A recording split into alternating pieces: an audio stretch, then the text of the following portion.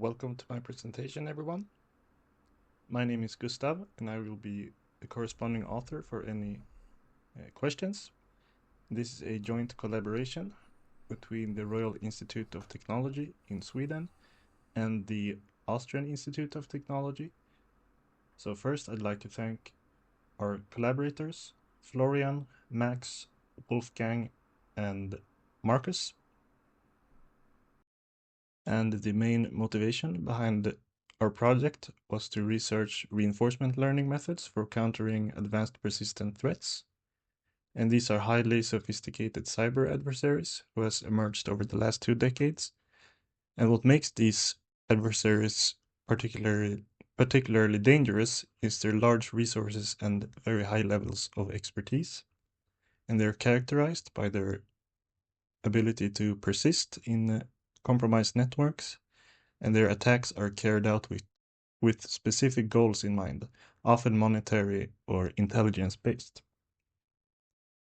And in our project, we present a reinforcement learning framework for enhancing network defense. And previous research on this topic often uses simplified or abstracted environments, which limits the practical use cases. So our project aims to bridge this gap by developing a high-fidelity environment featuring an adversary modeled after a prolific APT called Cozy Bear or APT-29. And by using a simulated environment with attacks and defense actions rooted in known industry frameworks such as MITRE ATT&CK and MITRE DEFEND, a defender agent, reinforcement learning agent, will learn to apply common defensive measures using actual tools for network defense. And much like a real attack, our defender will operate under partial observability, and we will investigate a particular class of reinforcement learning algorithms featuring long short-term memory, which is a neural network architecture designed to learn long-term dependencies in sequential data.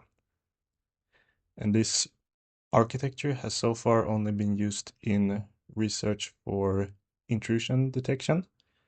So this project contributes with a novel experiment of using long short-term memory specifically for intrusion response.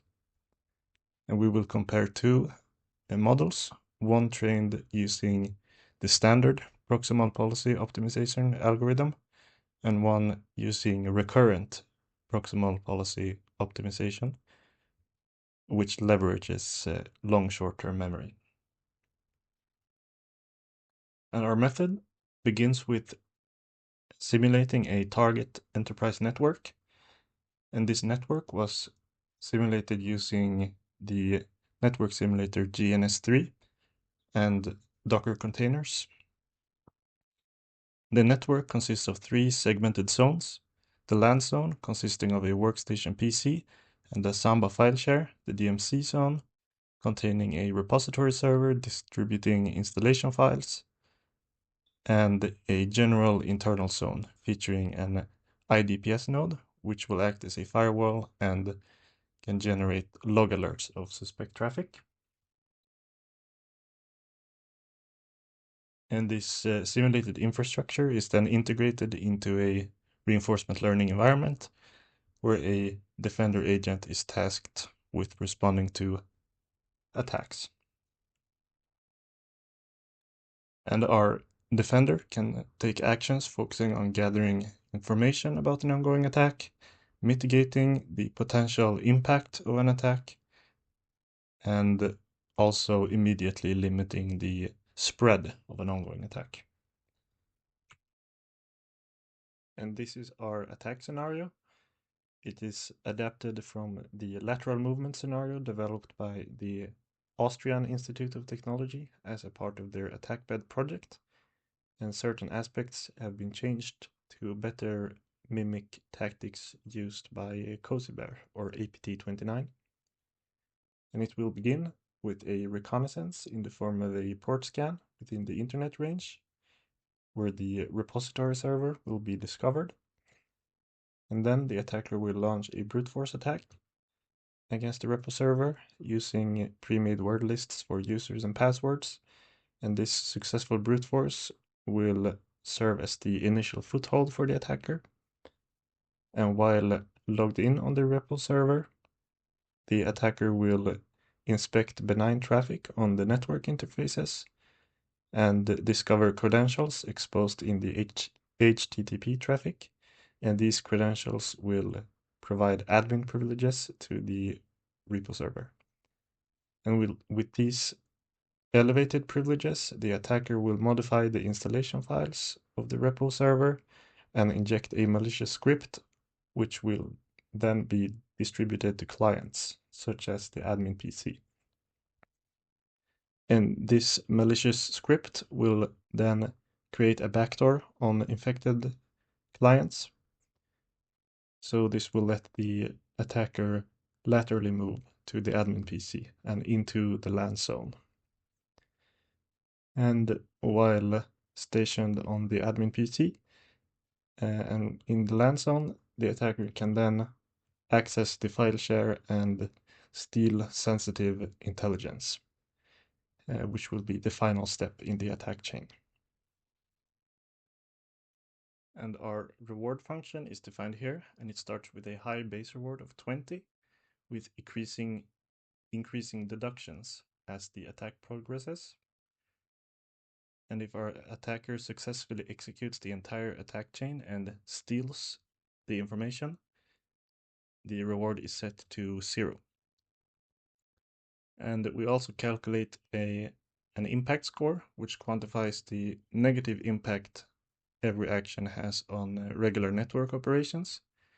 And to do this, we define a critical index for every node, which is a weighted sum of how many other nodes are connected and dependent on the node, and also a functionality rating, which rates how important a node is to regular network operations. So then we use this multiplier function, which passes the state of a node and returns a multiplier depending on its operational state. And then we can finally calculate the impact score by taking the product of the operational status and the critical index and summing up all the products over every node in the network. And this score will help aid the defender to take more suitable actions, so it doesn't always resort to the most extreme actions every time. And our game model is formalized as a partially observable stochastic game, modeled as a partially observable Markov process. And our state space consists of the operational states for all nodes, which can be up, down, or isolated, the critical indexes, the current attack progress, tau, and the terminal flag status, and the generated snort alerts. And our action space are structured into our 3 action types, with 2 actions per type, and a target node, and an IP target address. And our observation space is the defender's limited view, which only contains the list of node statuses and the generated snort alerts, as well as a summary of all previously observed snort alerts during the episode. And here we have some results. Each one of our models were trained for 10,000 time steps each. And to visualize learning trends, we take the cumulative mean of the very last step of each episode. And we can see that early on, both models face instability during the initial exploration. And as the models learn, the curve begins trending upward. And we see that the normal PPO outperforms RPPO here.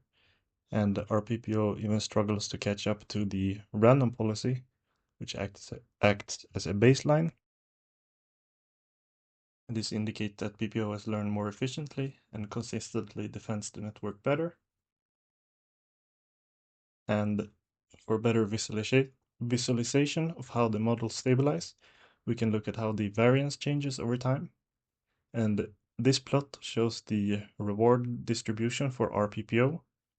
And we can see that the green boxes, or the median values, start to stabilize at around episode 600. However, both positive and negative outliers persist, and the median value concentrates to around 9 or 9.2.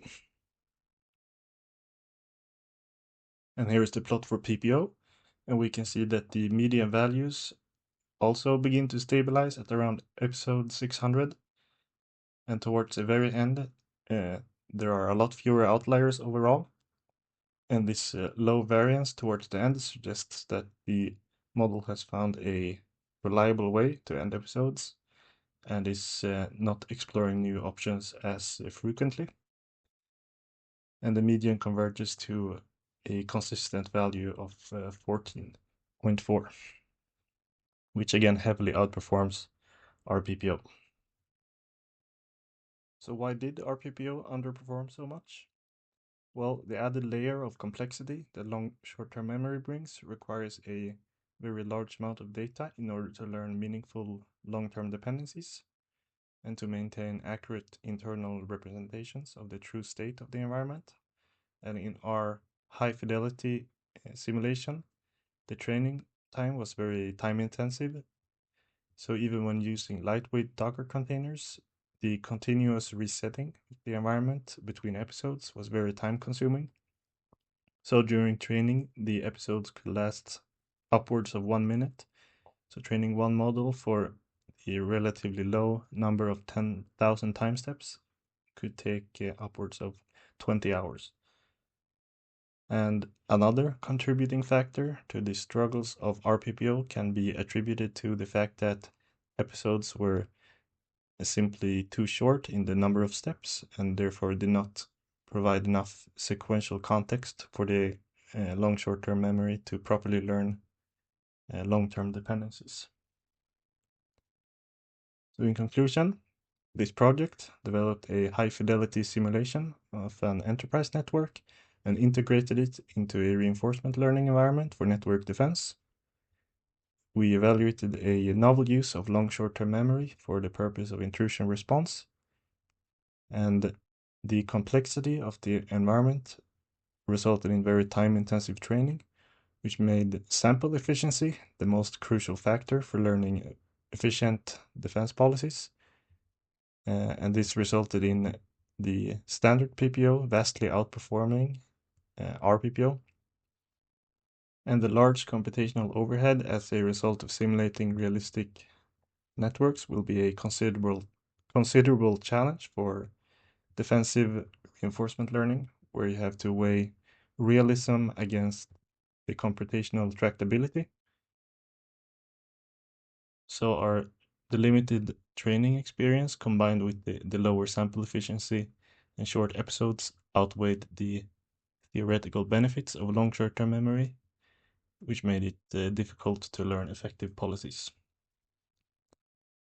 And now we open up the door for future research, where the most natural step forward would be to optimize the training environment.